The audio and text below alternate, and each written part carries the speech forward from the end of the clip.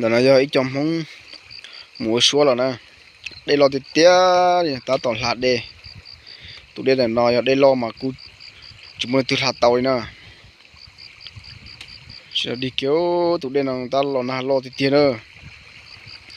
hiện tại cũng chừng ta thay cho từ nhiệt phao là từ nhiệt tay về mù là đây nè sao được sai nè để to tạt rồi nè để to thì tê nè chinh cầu đũa nè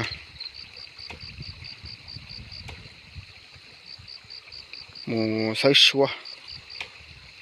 ấy này cơ xua nè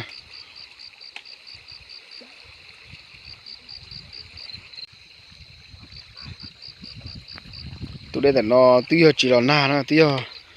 tôi chán đi là nè thì xí man chừng to chinh cầu đũa này cho thì là na y ăn không thêm mà lo thì tía nên là như phơi tan nó cho liệp bé nè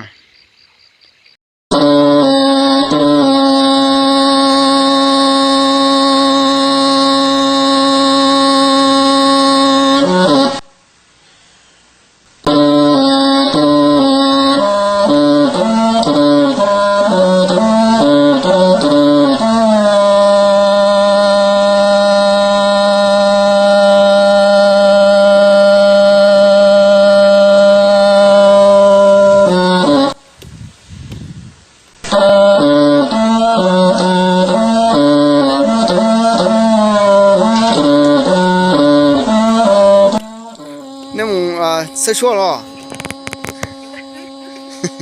nên sao có thứ nào cũng mua à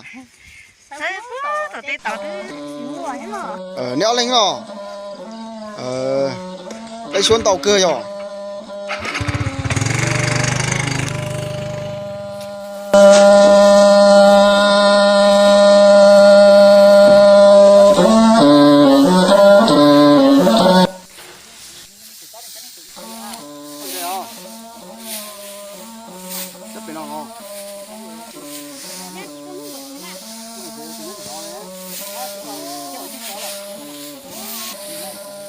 được phải cha rồi.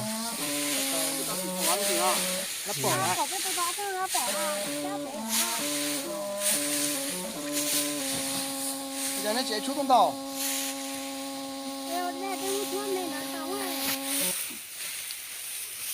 Nếu đâu rồi, sẽ thể nhập không à? Yo, ông ta nó còn nói thế cha là thế không à? Cái kiểu rồi.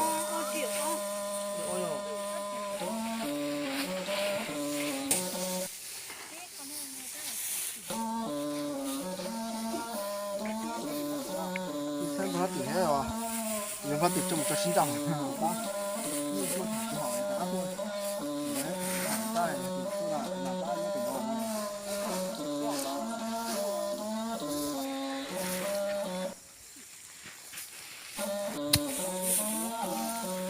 đúng rồi, thì đó là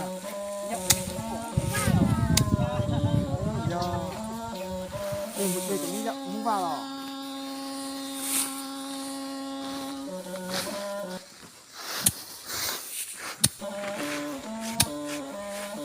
Good.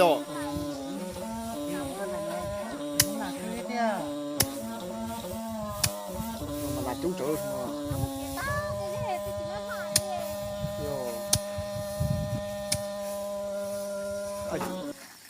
Không lọt cái chỗ lo.